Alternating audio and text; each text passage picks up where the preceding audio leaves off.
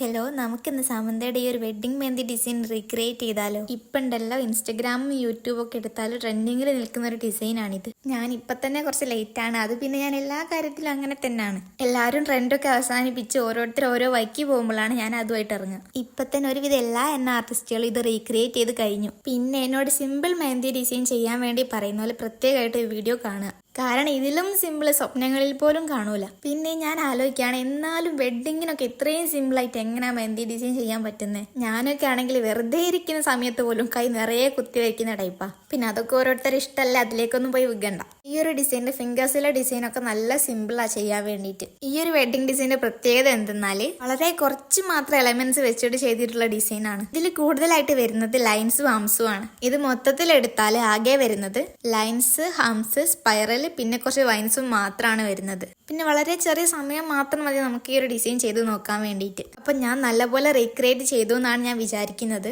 ഇനി നിങ്ങളുടെ അഭിപ്രായം എന്താണെന്നും കൂടെ പറയട്ടോ.